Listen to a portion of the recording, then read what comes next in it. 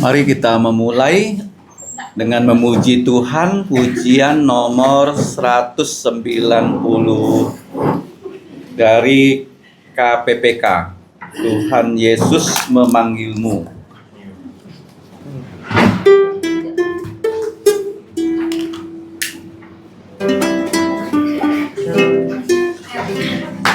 So mi fa la so mi. Tuhan Yesus ku memanggil, adakah yang mau kerja? 190 kita memuji Tuhan. 3, 2, 1. Tuhan Yesus ku memanggil, adakah yang mau kerja? Ladang yang sudah menguning, siapa yang memenuhinya? Tuhan berseru padamu, anugerahnya besarlah. Adakah yang rela jawab, ku di sini utuslah. Meski tak lintas lautan atau ke tempat yang jauh, namun kau dapat bersaksi, menghibur yang terluka. Meski engkau tak mampu, tetap kau setialah. Sembahkan korban hidupmu untuk memperkenankannya. Meski tak berdiri tinggi di atas tembok Sion, namun kau dapat membawa mereka kepadanya. Berdoalah bagi mereka, inilah perintahnya. Ada yang ke tempat jauh dan sebebankah engkau?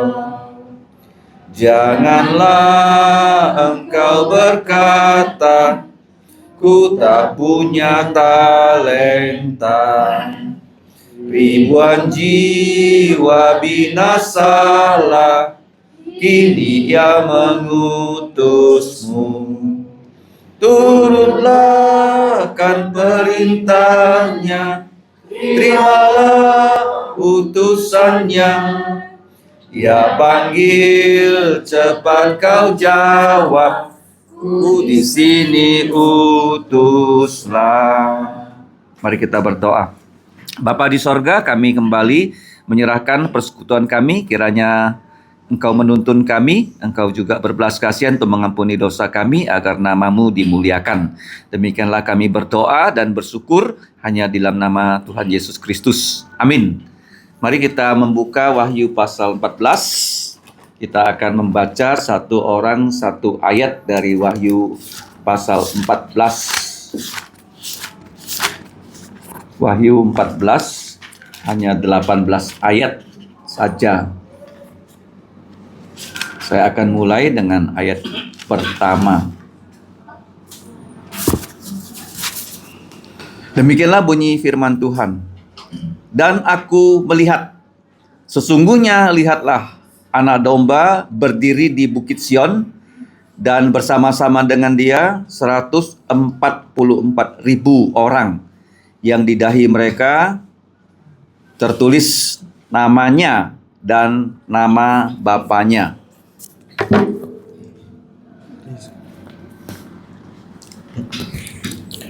Dan aku mendengar suatu suara dari langit bagaikan desau air bah dan bagaikan deru guruh yang dahsyat. Dan suara yang kudengar itu seperti bunyi pemain-pemain kecapi yang memetik kecapinya. Mereka menyanyikan suatu nyanyian baru di hadapan tahta dan di depan keempat makhluk dan tua-tua itu.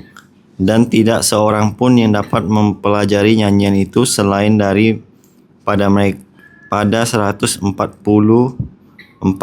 orang yang telah ditebus dari bumi itu.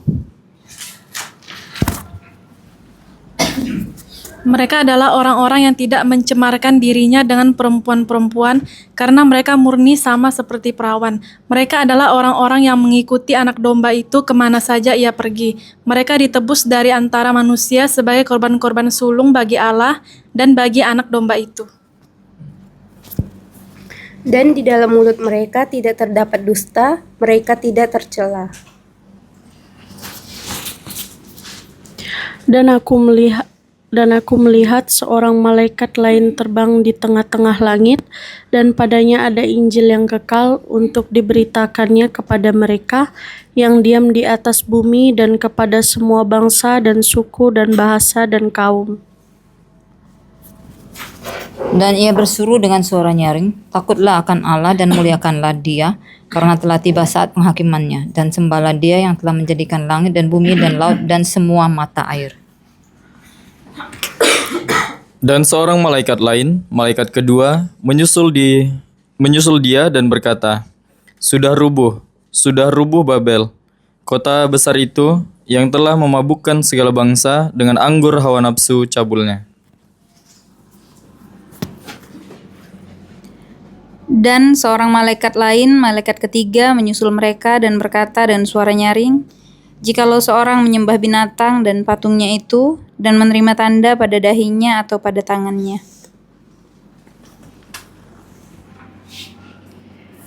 maka ia akan minum dari anggur murka Allah yang disediakan tanpa campuran dalam cawan murkanya, dan ia akan disiksa dengan api dan belerang di depan mata malaikat-malaikat kudus dan di depan mata anak domba.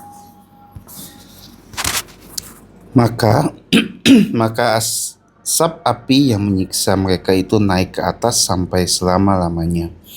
Dan siang malam mereka tidak henti-hentinya disiksa, yaitu mereka yang menyembah binatang serta patungnya itu, dan barang siapa yang telah menerima tanda namanya.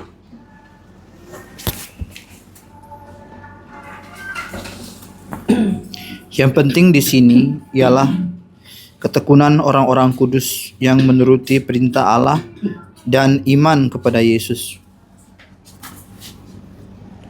Dan aku mendengar suara dari sorga berkata, tuliskan, berbahagialah orang-orang mati yang mati dalam Tuhan sejak sekarang ini.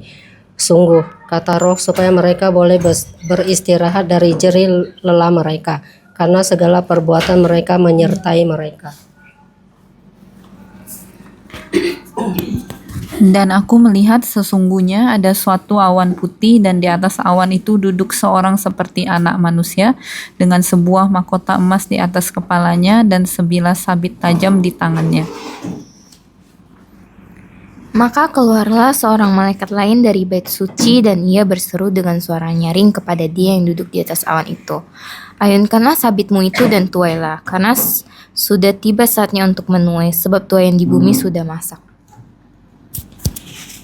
Dan ia yang duduk di atas awan itu mengayunkan sabitnya ke atas bumi, dan bumi pun dituailah.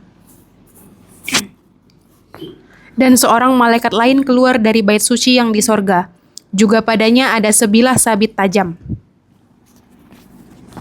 Dan seorang malaikat lain datang dari mesbah, ia berkuasa atas api, dan ia berseru dengan suara nyaring kepada malaikat yang memegang sabit tajam itu. Katanya, ayunkanlah sabitmu yang tajam itu dan potonglah buah-buah pohon anggur di bumi, karena buahnya sudah masak.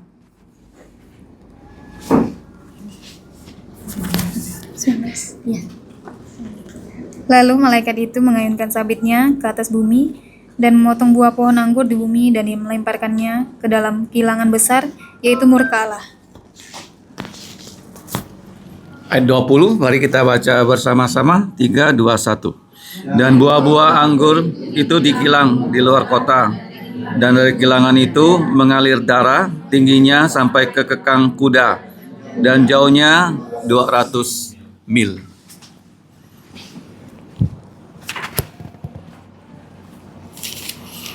Wahyu pasal 13 ya, sudah kita pelajari tentang antikristus dan juga nabi palsu di pasal 13. Nah, sedangkan di pasal 14 ini kita bisa belajar tentang apa yang terjadi di surga dan apa yang nanti terjadi di bumi. Nah, kalau kita lihat yang terjadi di surga itu di ayat yang pertama. Ayat pertama kalau kita membaca, dan aku Yohanes melihat. Kemudian karena dia melihat, sesungguhnya itu bahasa Indonesia, tetapi kalau kita periksa dalam bahasa aslinya itu artinya lihatlah. Ya, saya sudah pernah katakan perintah yang paling banyak di Alkitab adalah dengarlah dan lihatlah. Dua perintah ya. Nah, kalau kita lihat di surga itu anak domba. Ya, anak domba ini di kitab Wahyu itu selalu ada di surga, tidak pernah dimunculkan di bumi. Ingat baik-baik ya.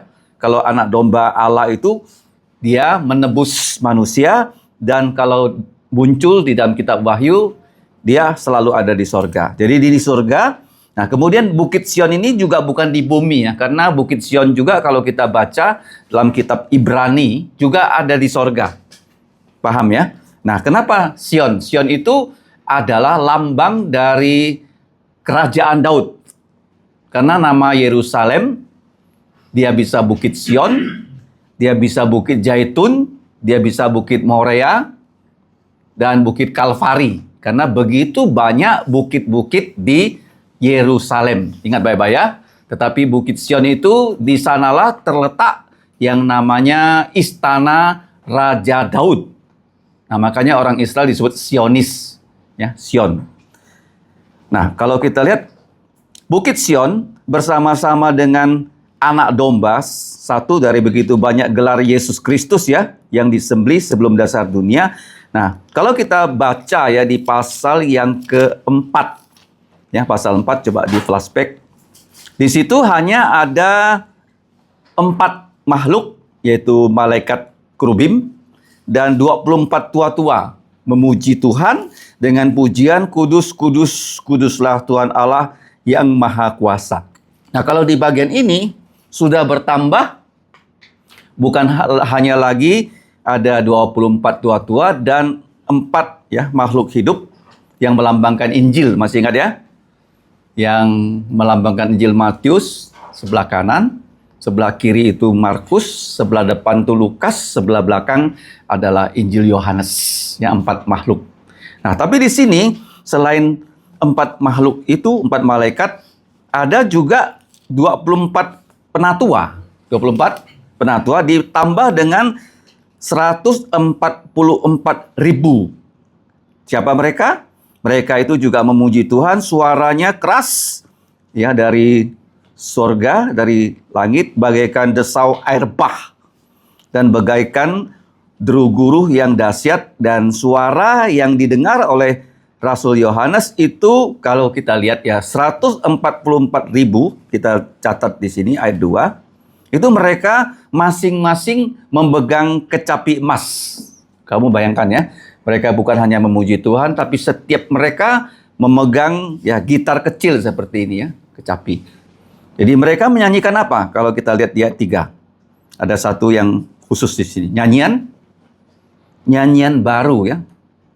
Nah, nyanyian baru itu kalau kita lihat di Alkitab, waktu orang Israel keluar dari Mesir, di Keluaran pasal 15 ya, itu mereka menyanyikan ya, nyanyian yang belum pernah mereka nyanyikan. Ya, Deborah juga ya, pada saat hakim mengalahkan musuhnya, Deborah juga ya, memiliki nyanyian di kitab Hakim ya. Nah, nyanyian baru di sini kenapa dikatakan hanya mereka yang bisa mempelajari ya. Selain mereka 144.000 orang yang sudah ditebus dari bumi tidak bisa. Nah, 144.000 mereka ini siapa mereka? Mari kita flashback ke pasal 7 kan. Pasal 7 mereka adalah 144.000 pengabar Injil. Ingat baik-baik ya, pengabar Injil. Ya, seluruhnya dari suku Israel. Karena gereja dari segala bangsa, jadi penginjil-penginjil yang tak bersunat semuanya sudah diangkat. ya tinggallah mereka setiap suku 12.000. Jadi kalau 12 suku dikalikan 12.000, maka masing-masing kita dapatkan ya jumlah totalnya 144.000. Ya, di pasal 7 ya, jangan lupa ya, mereka ini adalah penginjil, di mana mereka ini itu satu-satunya kelompok manusia yang tidak ditulahi oleh Allah. Walaupun mereka di bumi harus menginjili, tapi bencana ya tulah itu terus ya dihantamkan ke bumi, tapi mereka nggak kena. Paham ya? Itu yang pertama. Yang kedua, karena kalau kita baca ya di dahi mereka ada nama Bapa di sorga, mereka juga dilindungi dari tangan siapa? Tangan yaitu Antikristus, ya tidak dibunuh ya. Tetapi akhirnya kenapa sekarang posisi mereka bisa di surga? Ya kan? Kalau kita tahu ya di tribulasi besar, karena 7 tahun masa sengsara besar, 3,5 tahun itu adalah damai semu sama dengan kuda putih. Tapi setelah itu 3,5 tahun berikutnya adalah Antikristus masuk ke bait Allah untuk ya menobatkan diri sebagai Kristus, dan dia meminta atau memerintahkan seluruh dunia menyembah dia. Nah, pada saat itulah yang terjadi tulah demi tulah, yaitu sangkakala sampai tulah yang disebut ya tulah cawan murka Allah. Tadi kita membaca kata cawan ya, minum dari cawan. Jadi Yesus ya, dia minum cawan waktu dia disalib. Jadi cawan itu isinya apa? Bukan anggur murni, tapi ampas apa? Atau isinya pasir, isinya kotoran disuruh minum. Kira-kira seperti itu ya. Nah, mereka ini tidak mengalami kematian. Ada ya, orang yang belajar Alkitab mengatakan mereka itu justru diangkat setelah mereka bertugas selesai mengabarkan Injil. Di mana? Diangkat. Persisnya kapan mereka diangkat kita nggak tahu. Jadi 144.000 ya dari setiap suku ya 12.000 kali 12 suku kecuali suku Dan. Suku apa? Ya, suku Dan. Jadi mereka ini mengabarkan Injil, dan kita nanti lihat juga malaikat pun mengabarkan Injil. Kata Alkitab ya, sebelum Yesus datang kedua kali, dalam tahap kedua Injil itu akan diberitakan ke seluruh dunia. Kemana? Seluruh dunia. Paham ya? Jadi yang memberitakan Injil orang-orang Yahudi, malaikat ya di akhir zaman, termasuk kita sudah baca 2 penginjil yaitu Musa dan Elia. Paham ya? Jadi tugas mereka mengabarkan Injil. Kenapa? Karena di bumi ini orang itu menyembah Antikristus, menyembah patung, dan apalagi menyembah ya semua yang disebut dengan berhala di zaman itu. Ya, disembah, kecuali tidak mau menyembah Tuhan Yesus. Mereka tidak mau bertobat. Ya, walaupun tulah demi tulah itu ditimpakan. Sekarang pertanyaannya, mengapa disebut nyanyian baru? Karena mereka masing-masing ya dalam satu generasi tiba-tiba orang Israel ini percaya Yesus. Ya, percaya apa? Yesus. Dan setiap orang yang percaya Yesus punya kesaksian yang berbeda. Ya, jadi masing-masing kita harus percaya Yesus. Kita nggak bisa bilang, oh saya sudah lahir dari suku Dayak, pasti saya orang Kristen. Saya pasti otomatis masuk surga. Nggak bisa. Jadi kita dalam perjalanan hidup harus sampai pada satu titik kita sadar kita orang berdosa.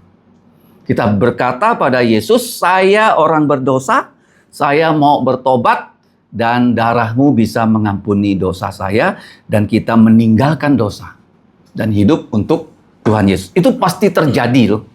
Ya, kalau itu tidak terjadi pada diri satu orang, dia hanya ikut-ikutan jadi orang Kristen, ya Tuhan Yesus bisa bilang, sorry ya, aku nggak kenal kamu. Ya, kamu hanya KTP-nya Kristen, tapi dalam diri kamu nggak sungguh-sungguh orang Kristen. Nggak ada pertobatannya. Ya, dia hidupnya sama dari dulu, sekarang ya sama. Tapi kalau orang yang percaya Yesus, dia akan ada satu titik balik yang namanya bertobat. Namanya apa? Betul loh, bertobat. Ya, disebut sebagai apa? Ciptaan baru. Ciptaan apa? Nah, ciptaan baru. Nah, ini persis ya. Mereka itu ciptaan baru. Jadi mereka masing-masing punya kesaksian yang satu orang dengan orang lain itu berbeda. Karena dia yang mengalami pertobatan itu, jadi kesaksian dia, nyanyian yang dia gubah itu beda satu dengan yang lain. Paham? Ya, jadi di sini Ya katakanlah kita ada berapa orang? 19 kan? Betul nggak? Tadi sampai ayat 19 kan? Di Brasil kan? Ayat 20 kita baca sama-sama. Artinya kita di sini kalau semuanya sungguh-sungguh percaya Yesus loh, kita punya nyanyian baru. Masing-masing berbeda. Kesaksian kamu, kesaksian saya berbeda. Jadi nyanyian baru ini hanya kita yang bisa menuliskannya dan menyaksikannya. Itu maksudnya begitu ya. Apa namanya nyanyian baru? Orang yang bersangkutan sudah sungguh-sungguh percaya Yesus. Jadi kalau kamu ya melayani di sekolah, anak kecil itu sungguh-sungguh percaya Yesus, dia juga punya nyanyian baru. Karena sebelum dia percaya Yesus, ya hidupnya sebagai manusia lama. Tapi setelah dia sungguh-sungguh percaya Yesus, dia diubah ya. Bukan lagi ulat bulu, tapi menjadi kupu-kupu. Ya, kalau kamu ditanya apa maksud nyanyian baru? Nyanyian masing-masing kita yang percaya Tuhan Yesus. Nah, berikutnya. Ayat 4. Mereka adalah orang-orang yang tidak mencemarkan dirinya dengan perempuan-perempuan. Karena mereka murni seperti perawan. Ini ada satu penafsiran yang bisa menyimpang. Yang mereka adalah orang-orang yang mengikuti anak domba itu kemana saja ia pergi. Mereka ditebus dari antara manusia sebagai korban-korban sulung untuk Allah dan untuk anak domba itu. Nah, kalau kita lihat kalimat pertama ya, coba dibaca. Mereka orang-orang yang tidak mencemarkan dirinya dengan perempuan. Kalau dilihat di bagian pertama artinya mereka laki-laki kan? Betul nggak? Kalau di bagian berikutnya mereka murni seperti perawan. Jadi mereka itu laki-laki atau perempuan di sini? Pertama bilangnya laki-laki.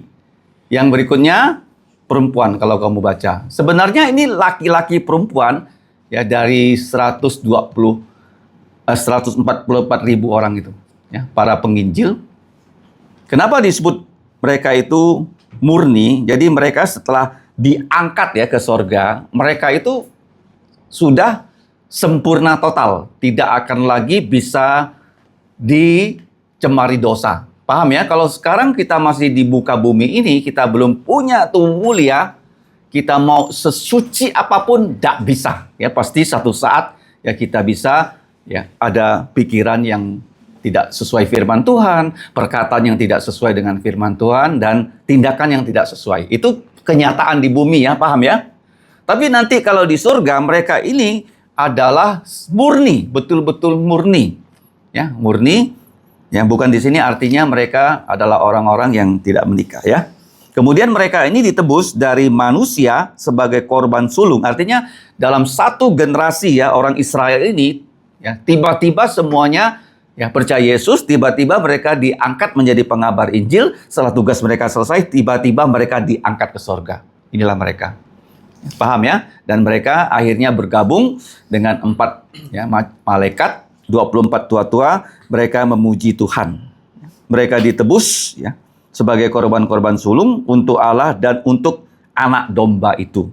Jadi di kitab Wahyu ini gelar Yesus yang paling banyak disebut adalah anak domba. Ayat 5. Dan ya di dalam mulut mereka tidak terdapat dusta, mereka tidak bercela.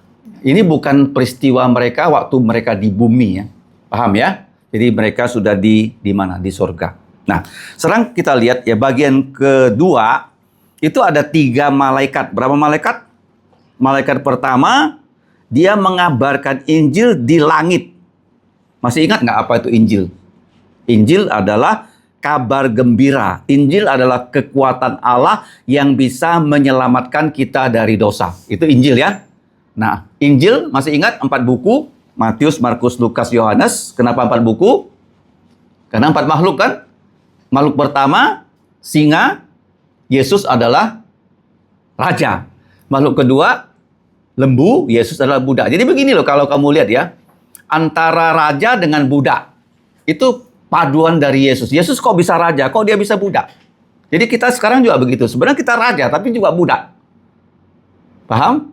Itu namanya bos yang melayani. Yesus bos bukan? Bos, kok dia melayani, mencuci kaki. Nah, kita juga begitu loh. Kita di bumi ini memang ya, Tuhan Yesus mengatakan kamu adalah pemimpin rohani, tapi kamu juga melayani. Nah, kemudian yang kedua, dia manusia, dia adalah Tuhan. 2 kutub ya, jangan lupa ya. dia raja, dia juga budak. Ya, mana ada orang udah jadi raja mau jadi budak? Gak mungkin kan? Nah, yang kedua, dia manusia, tapi dia tuh Lukas dan Yohanes. Jadi perpaduan ini, kalau kita lihat ya, malaikat itu mengabarkan Injil di langit. Kita nggak tahu peristiwa ini bagaimana ya mengabarkan Injil dari langit. Nah, Injil yang kekal itu diberitakan kepada, kamu lihat di sini ya, semua orang yang diam di atas bumi. Dan kepada semua bangsa, kepada semua suku, kepada semua kaum. Kalau dalam bahasa Inggrisnya enak diingat ya. KTP apa? Singkatannya apa? KTP. K itu apa? Kindred. T, tang. P itu people. KTP. Itu melukiskan semua manusia. Kalau sekarang itu ya ada 6.000 lebih bahasa. Artinya waktu malaikat ini mengabarkan Injil, semua orang tuh mengerti. Injil tuh hanya ada 4 poin kan? Masih ingat apa? Yesus sudah mati untuk dosa kita sesuai kitab suci. Kedua apa? Dia sudah dikubur sebagai bukti dia mati. Yang ketiga, hari ketiga dia bangkit dari kematian.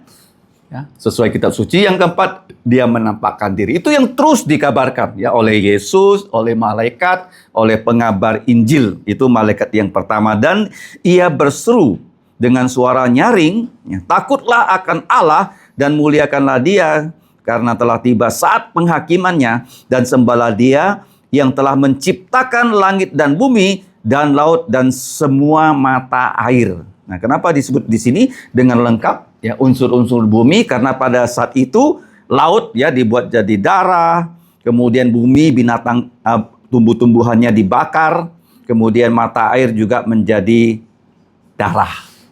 Ya, sehingga begitu banyak makhluk hidup yang mati. Artinya antikristus itu disembah seluruh dunia, tapi dia tidak bisa melindungi langit bumi ini dari tulah dari Allah. Seperti Firaun ya, dia mengaku sebagai Allah dan Tuhan menghantamnya dewa-dewa yang disembah oleh orang-orang Mesir. Jadi jelas di sini yang pertama, malaikat mengabarkan Injil. Dan kalau ya ada orang bertobat pada saat itu ya, ada ya, Injil kalau disampaikan, kalau ada yang bertobat, apa akibatnya? Mereka pasti mati loh, dibunuh oleh antikristus. Kalau tidak ada tanda 6666 ya di pasal yang lalu, mereka tidak boleh membeli, tidak boleh menjual, dan akan ya dibunuh. Makanya ya pada saat kita melihat ya pada meterai yang kelima dibuka ya, itu ada di bawah mesbah. Itu roh-roh orang yang mati ya, martir, itu berdoa. Berapa lama lagi? Jelas di situ ya, itu malaikat yang pertama. Nah, ayat 8 coba lihat ya. Dan satu malaikat lain. Jadi sering saya ingatkan kalau membaca terjemahan Indonesia itu malaikat tidak bisa disebut seorang ya, satu ya, satu. Ya, an angel ya, satu malaikat lain. Jadi malaikat kedua ini menyusul dan dia mengumumkan. Nah, di sini ya, sudah rubuh, sudah runtuh Babel, kota besar yang telah memabukkan segala bangsa dengan hawa anggur ya. Di sini anggur, hawa nafsu cabulnya. Siapa di sini Babel? Masih ingat Babel? Kalau kita lihat di Kejadian adalah tempat manusia memberontak pada Allah. Ketika Tuhan mengatakan kamu harus ya mengisi seluruh bumi dengan penduduk, tapi mereka tidak mau. Mereka membangun menara Babel. Ya, Babel itu artinya kacau, apa? Kenapa kacau? Karena waktu mereka membangun menara Babel, Tuhan melihat semua manusia itu bisa bekerja sama dengan satu bahasa. Kenapa sekarang manusia nggak bisa maju? Karena manusia tidak bisa bekerja sama, apa? Kalau manusia bisa bekerja sama seperti tadi waktu kita sudah makan, kita cepat-cepat ya mengembalikan peralatan dapur dan sebagainya di dapur dan cepat selesai, betul nggak? Coba kalau yang kerja hanya 1-2 orang, pasti lambat. Ya, jadi manusia pada saat itu Tuhan bilang tidak bisa lagi, ya dia hanya satu bahasa. Tuhan datang mengacaukan bahasa sehingga menjadi 6.000 bahasa lebih ya di dunia ini, ya di menara Babel. Jadi Babel ini coba dicatat ya. Ada 2 macam Babel. Yang memberontak terhadap Allah. Pasal 17 itu Babel rohani. Babel apa? Itu dilambangkan dengan gereja Roma Katolik. Kenapa gereja Roma Katolik? Karena gereja Roma Katolik adalah cara dari iblis untuk merusak gereja dari dalam. Ya, sudah 300 tahun gereja itu mau ditutup oleh iblis dengan cara membunuh orang-orang Kristen. Orang Yahudi membunuh orang Kristen, kerajaan Roma membunuh orang Kristen. Nggak bisa berhasil. Justru Injil semakin berkembang, gereja makin berkembang. Jadi sekarang taktiknya diubah. Ya. Jadi ada satu kaisar dari kerajaan Roma yang akhirnya mengaku dirinya percaya Yesus dan dia membuat agama Roma Katolik menjadi agama negara.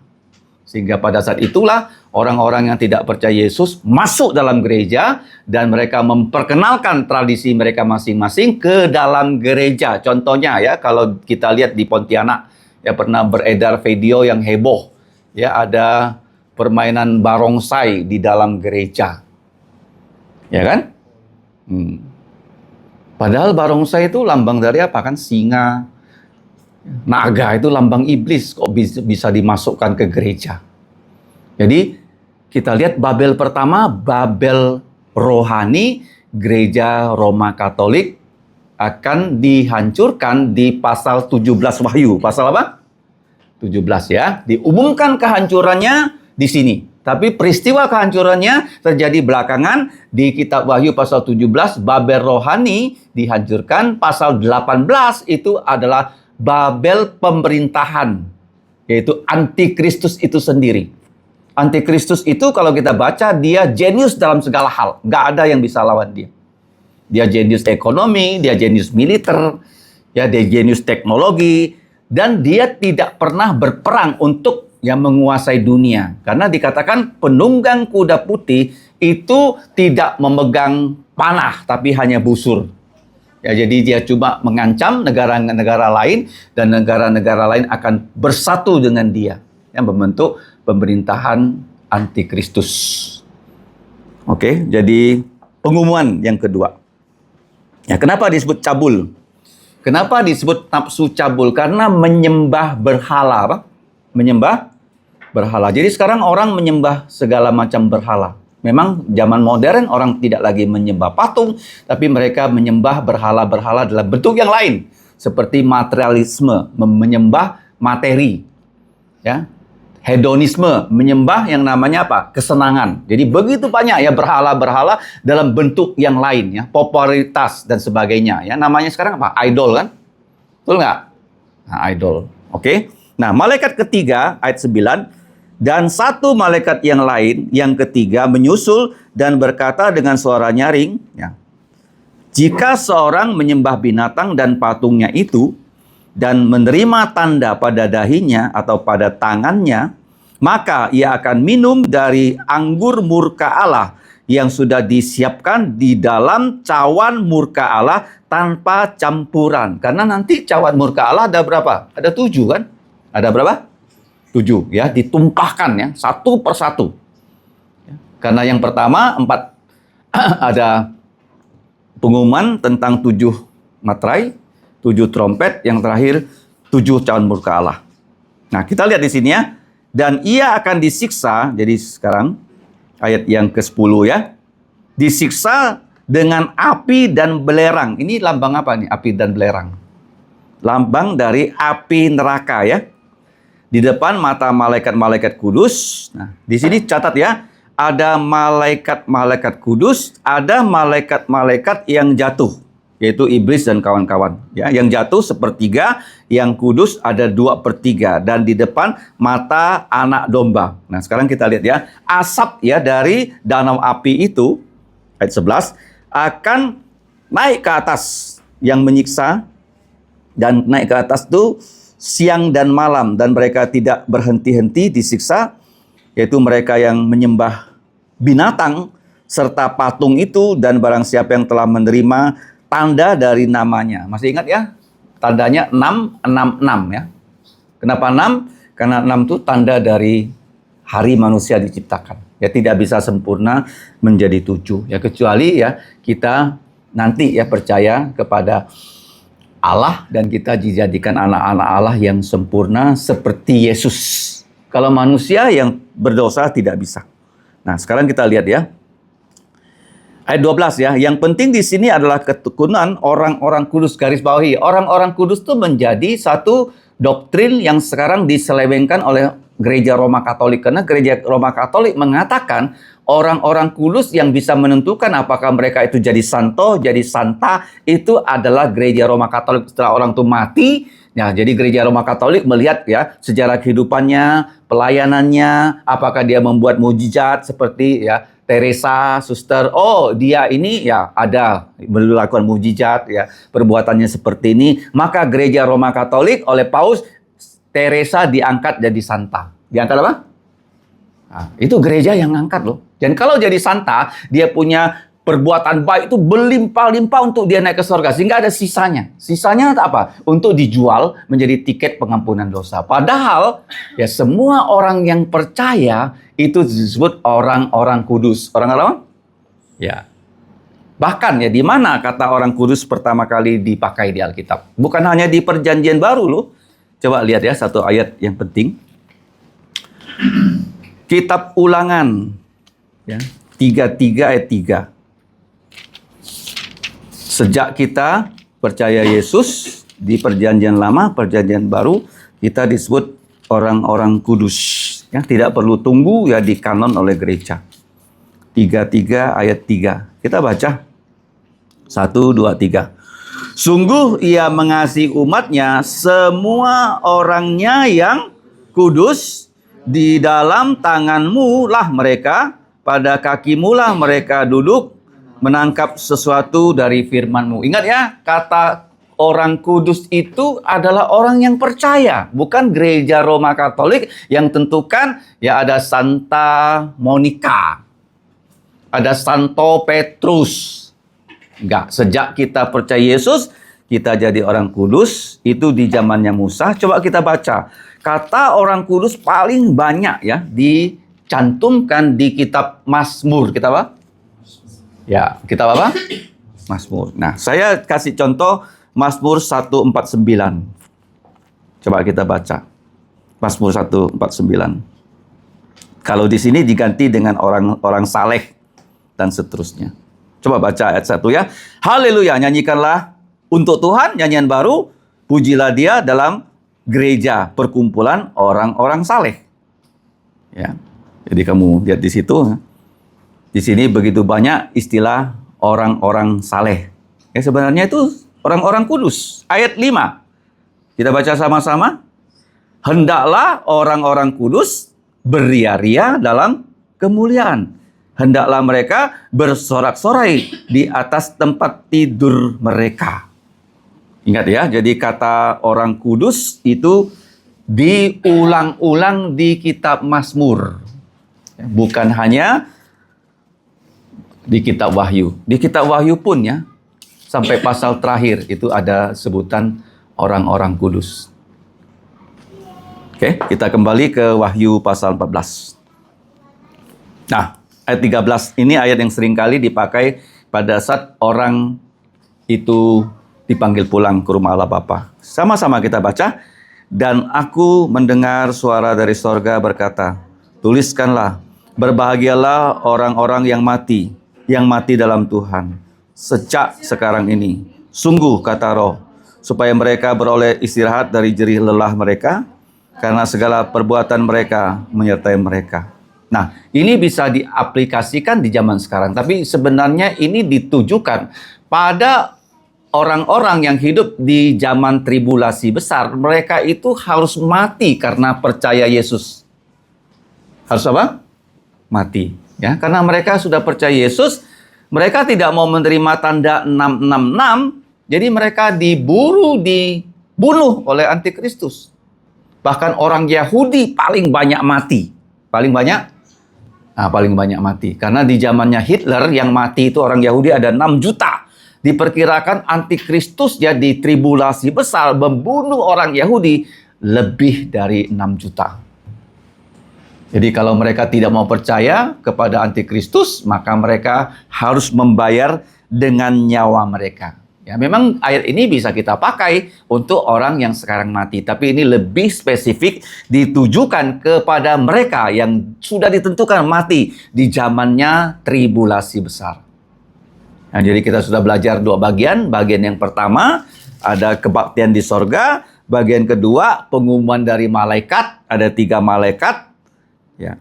Yang terakhir ya. Ini mengenai kenapa disebut tuai ya. Tuai itu ada hubungannya dengan tabur. Apa yang kamu tabur itu yang akan kamu tuai. Ngerti? Apa yang kamu tabur pasti kamu tuai. Ya, itu hukumnya dalam kitab suci. Nggak ada itu namanya karma ya. Karma tidak ada, tapi tabur tuai itu memang di firman Tuhan. Nah, kita lihat di sini. Nah, di sini ada dia mengatakan lagi, aku melihat, dan perintahnya apa? Lihatlah.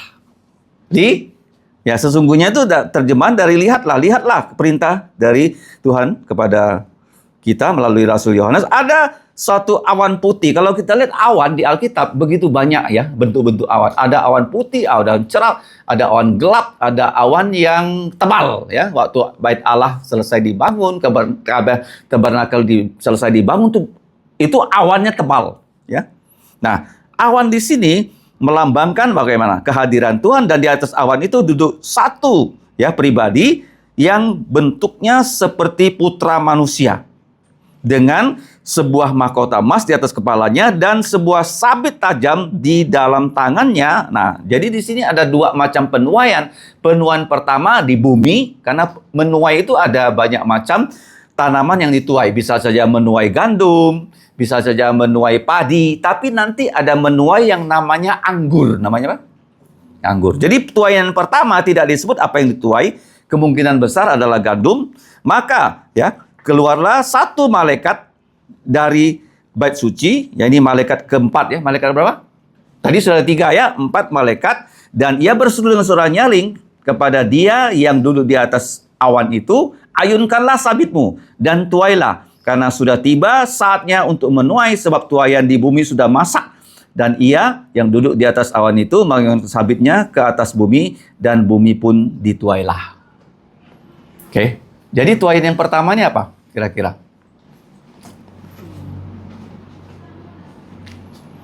Kenapa ada 2 macam penuaian? Kemungkinan besar ini orang yang mendengarkan Injil bertobat. Karena tuai bisa ada hubungannya dengan Injil diberitakan dan orang percaya kepada Yesus. Paham ya? Itu yang pertama ya. Jadi di masa itu, tuaian yang pertama. Tapi tuaian yang kedua berbeda.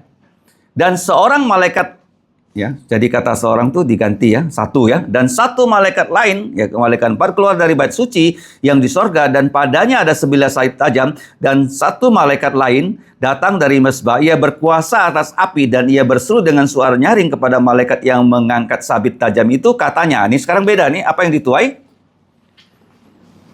Ayunkanlah sabitmu yang tajam itu dan potonglah ya buah-buahan dari pohon anggur di bumi, karena buahnya sudah masak. Lalu malaikat itu mengayunkan sabitnya ke atas bumi dan memotong buah pohon anggur itu di bumi dan melemparnya ke dalam kilangan. Ini adalah penggilingan ya besar, yaitu murka Allah. Jadi panen pertama kemungkinan besar adalah orang yang percaya ya, karena Injil diberitakan.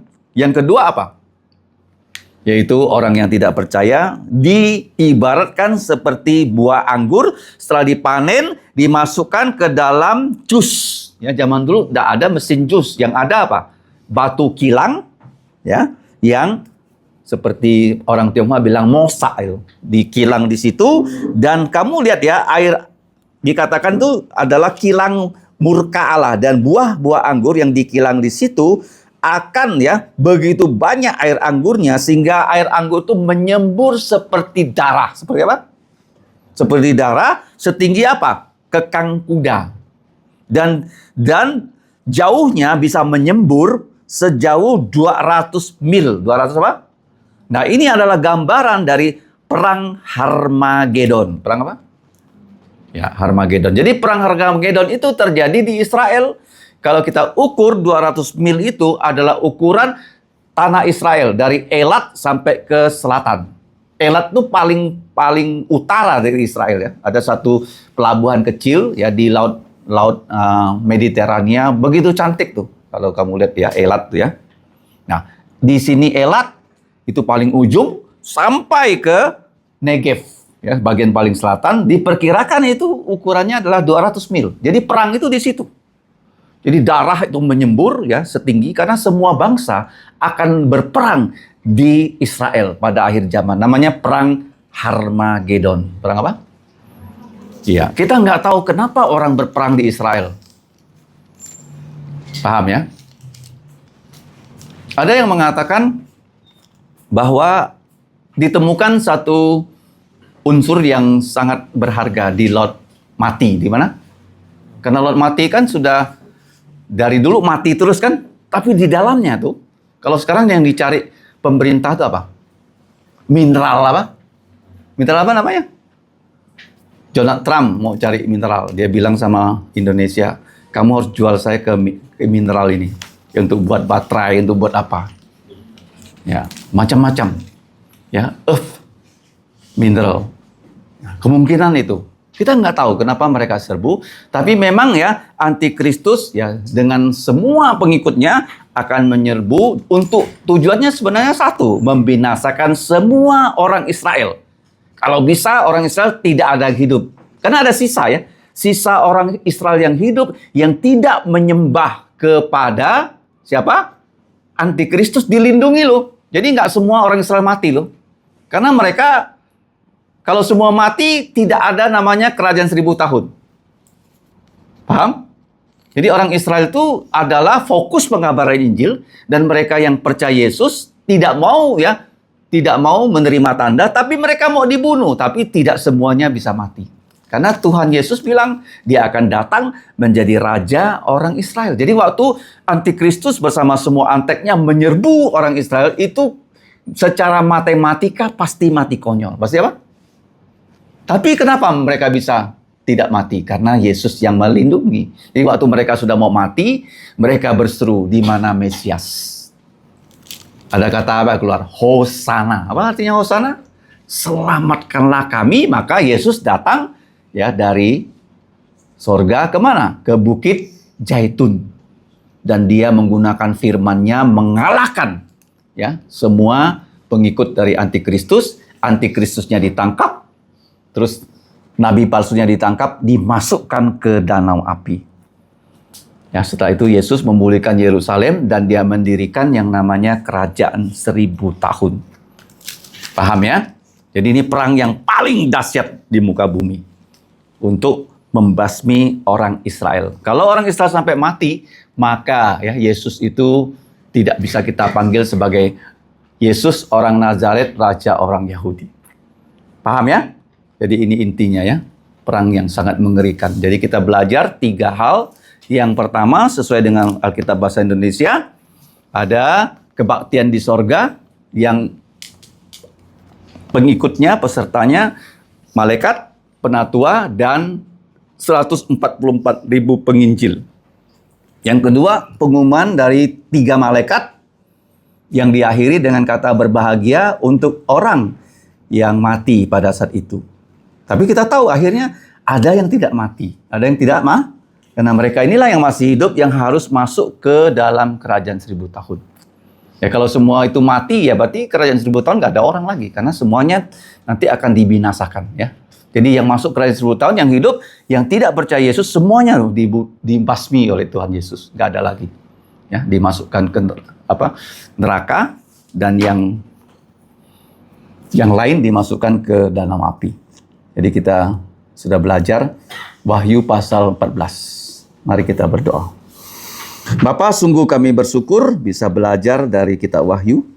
Walaupun kitab ini sangat dalam dan kami sederhana menjelaskannya, tapi kami percaya Roh Kudus bisa menolong kami untuk memahaminya tahap demi tahap. Ya Bapa, jika ada penjelasan yang tidak sesuai dengan apa yang Kau maksud, kami mohon Engkau mengampuni dosa-dosa kami. Kami serahkan hidup kami dalam nama Tuhan Yesus. Amin. Karena sudah agak siang, kita berdoa. Sebelum berdoa,